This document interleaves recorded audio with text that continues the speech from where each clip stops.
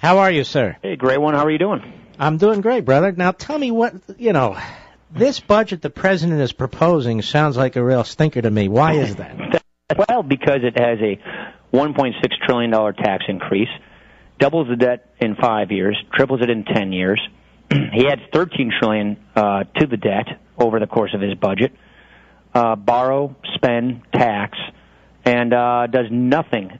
Let me repeat that, does nothing to address the drivers of our debt. He actually adds to the problem. I find it kind of incredulous. Literally, I was expecting something different. I really actually was expecting, given that the president formed the fiscal commission, told us, I was on the fiscal commission, told us we have a serious problem, we got to deal with it, let's go forward. He didn't even put any of the fiscal commission recommendations in here. His spending levels on just discretionary spending are way above what was recommended by the fiscal commission, and the fiscal commission was stacked with Democrats. So he's to the left of his fiscal commission. He's not addressing the debt and deficit crisis. And what this does for economic growth is this costs us jobs. I mean, today's deficits is tomorrow's tax increases and interest rate increases. And so he really is just doubling down on the path he took the last 2 years. And candidly, I thought we were going to see a little bit of what they call a triangulation, a little moderation after the last election. And unfortunately, he decided not to do that, and he's just basically doubling down on where he went the last 2 years. Well, let me ask you something, because he's not a stupid man. No. I know he's ideologically driven, but that said, we all have kids, and one day we'll have grandkids. This is such an incomplete, unconscionable disaster. I mean, this is really a generational problem. Even though our generation is going to get hammered hard, the next generation is going to have no way out. How can we as a society get our hands around this when the most powerful man in the country continues to plow ahead in the wrong direction? So there's two answers you get to that kind of a statement or question. One is he's waiting for us to do something. Okay, he's the president of the United States. I mean, that's why we elect presidents, to lead, to actually see the challenges and address them before they get out of control. And number two, he knows we're going to do something. He knows that we're serious about the debt, and he knows we're going to go after the drivers of the debt, which is entitlement reform. And so many people think he's playing what they call rope-a-dope, where, we're going to go forward with the reforms that are necessary to get this debt and deficit under control, to restrict the growth of government, and that he'll demagogue us in the campaign about it. He'll use this as a way to, sort of scare seniors and turn entitlement reform into a political weapon as a means to 2012, politics. Now, a lot of political people will tell you that's a good idea, that it has worked, it has been effective. And so perhaps that's what he's doing. He walk into his so-called political trap by proposing the reforms that are necessary to get the deficit and debt under control. I would simply tell you, the sooner you do this, the better off everybody is. The more you kick the can down the road, which we're already running out of road, the worse it is for everybody. And by not doing anything to deal with this debt or making it worse, as his budget does, that means everybody's going to get hurt that much harder, cuts to current seniors, tax increases on everybody even more down the road by not tackling it now, just like what you see happening in Europe. But I think, either he's not leading and he's waiting for somebody else to lead, or he's banking on us to do the leading, and he's going to use it against us politically. Either of those two explanations, what I've heard all day today, are really ugly explanations. That's an abdication of leadership. But the point is, it's intentional. The point is, what he's doing is intentional. It's a political expedient, and when somebody writes that he means well, he's trying to do the right thing, what he's doing here is a disaster. And, even his own party, Kent Conrad, came out and said this isn't enough. Yeah. Others are saying, well, it's a good start. He hasn't put forward a serious budget. I mean, Erskine Bowles, who is Bill Clinton's chief of staff, a great Democrat, by the way, a sincere guy, who was the chairman of the fiscal commission, said this doesn't get anywhere close to where we need to go to deal with the debt crisis. It's not a serious budget. So I don't know. I really don't know. I mean, I don't know. I'm not going to get into, motives. I don't know why he's doing what he's doing, but what he is doing is he's giving us a budget that makes our fiscal crisis worse, that punts on the biggest domestic crisis, arguably in the history of our country, a debt crisis, and he's abdicating his leadership role as far as I'm concerned. But, Chairman, the other thing he's doing is he's going after, through regulations, the productive sector that creates jobs and wealth. He's going after the oil companies and the coal mines. He's going after small business. He's going after all these entities. that are already scared about investing, that many of them can't invest, they don't have the funds, and he's going to punish them. Mark, I live in Wisconsin. We milk cows. We make cheese. Now the EPA wants to regulate spilt milk on dairy farms as an oil spill. I'm not even making this stuff up. No, we talked about this. It's stunning. Yeah. So where I come from, I mean, if you kick over a bucket of milk or the milk truck jackknifes because we have icy roads, that is now a whole new regulatory process that has to be regulated based on oil spills. I mean, this and all these farmers are really freaking out about it. Okay, what is this going to cost me now? What are all these new rules and regulations I've got to comply with? You can go through every business sector you can think of, and you see more government, more uncertainty, higher taxes, higher interest rates, and that's why a budget like this: borrow, tax, spend, regulate. With the notion that we can sort of micromanage the economy from Washington, it's a fatal conceit. It doesn't work. We've proven that in history, not only in this country but around the world. And unfortunately, it's going to cost us a lot of jobs. I mean, here is his political mistake. This isn't 10 years ago. The American people know damn well what's going on with this spending. That's what I think, too. They don't like it. They're scared to death of it, and they're going to come out to the polls again if he say, $5 trillion in 3 years. I mean, that is absolutely mind-boggling to me. The Obama technique is obvious now. It is to kind of cobble together these broad bills and then throw them at Congress and see what Congress comes up with. And that way he can take credit for whatever he wants to take credit for and attack whatever he wants to attack. I think that's what he and his advisors are up to. Send a budget that uses, various smoke and mirrors to suggest you're doing one thing that rhetorically allows you to sort of mouth words of fiscal discipline when what you're actually doing in substance is quite the opposite. So I guess you could say we have a rhetorical triangulation, but substantively we have a very, very big government liberal budget in this case.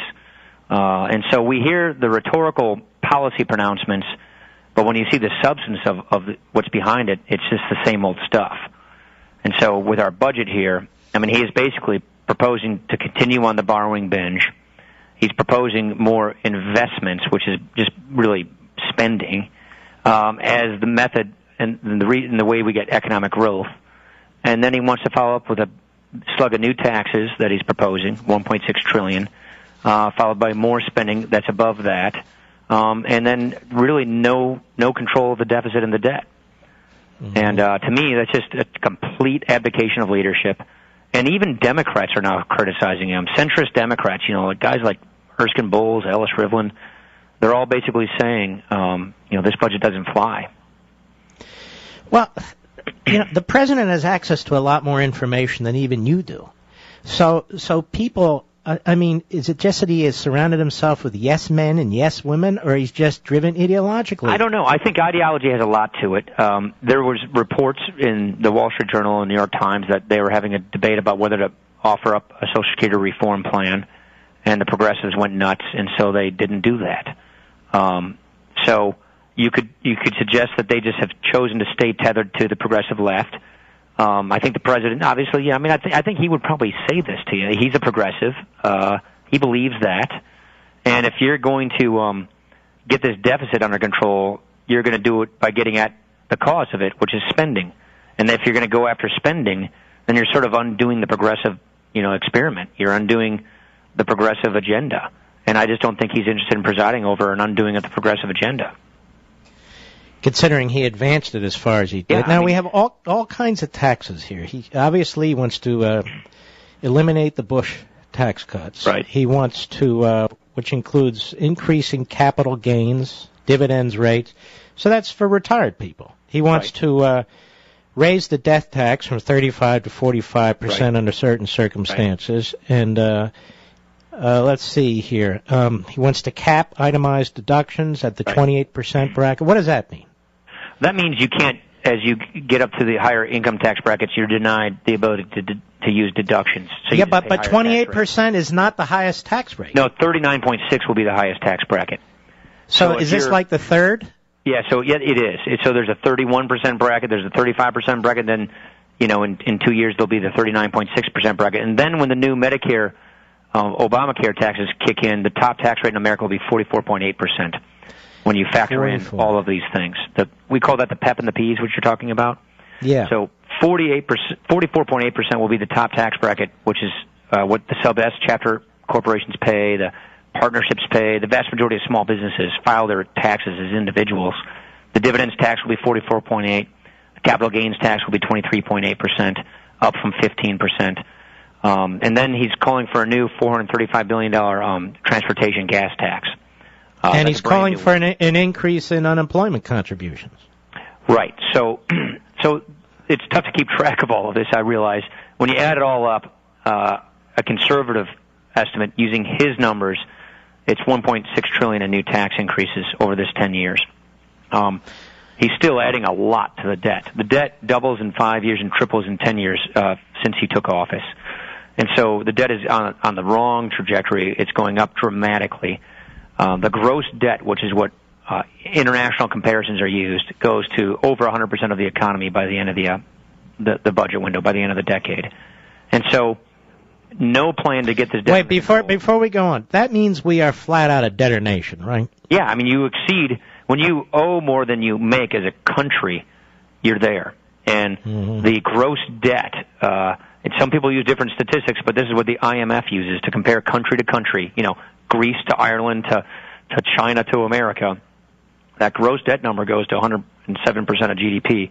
And I think it's going to be much higher once the CBO takes a look at this thing, because what they're predicting, kind of what I would call rosy economic scenarios. They're predicting much higher economic growth. The year in which all those tax increases you and I just mentioned, when they're fully kicked in 2013, they're expecting the economy is going to start taking off then. And then that will give us all these new revenues to make the deficit look a little bit better than what it would otherwise look like. Well, not to confuse people, but if we follow the Milton Friedman rule with this QE2 stuff going on, that's about when inflation's going to hit. Yeah, I think I agree with that school of thought. So Milton Friedman also said today's deficits are nothing more than tomorrow's tax increases. They're just deferred taxes. And so this is what businesses see. This is what entrepreneurs see. This is what, banks who are financing businesses see. They see massive deficits, massive borrowing, no end in sight. Is going to be another tax increase tomorrow on top of the ones that are already coming in law, with much higher interest rates, because if we don't get this debt under control, interest goes up. We have to pay people more to lend us money. And then the Federal Reserve, we can go on and on about that. And so to suggest that we're going to have all these low interest rates forever with fast economic growth, I just think is, it ignores the obvious. I'll tell you what's upsetting to me is, worst case scenario from my point of view, the man could be there 6 more years and he'll be gone, and all this stuff will be etched in granite at that point, because It's going to be very hard to reverse course. Let me ask you another question, because this has been bouncing around, the continuing resolution.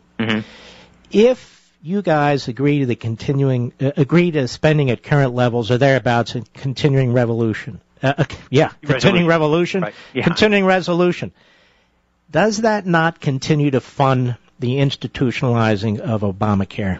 Well, yes, of course. So we're going to have an amendment to the floor to defund Obamacare. I think Steve King from Iowa is going to be the guy bringing that amendment. But more important, in addition to that, the president wants to lock in these really inflated levels of spending. He increased spending 24% across the board.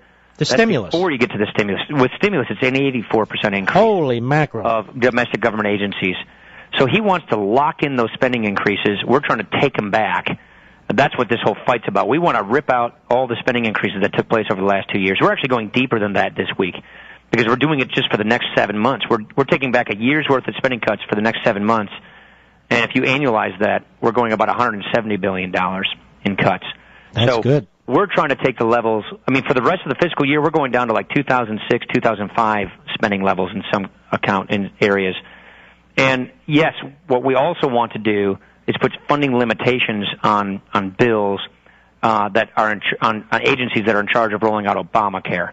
Now, we're obviously going to have an impasse. Something tells me he's not going to sign our bill. And so that's part of the impasse we're going to have starting in March. Then we go to the budget, which we write, we control. That's where we show our vision for the government. That's where we show our vision for what we want to do to take on the debt, the deficit, the economy, taxes.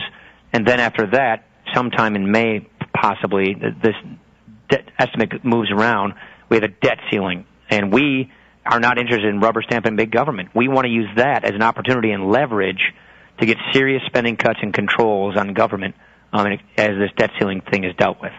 Let me one last thing, because I know you need to go and finish your sandwich there too. By the way, I'm very jealous of that. I haven't eaten all day. This is my first shot, really. Well, I had tasty cakes, I have to admit. Now, let me ask you this, Mr. Chairman.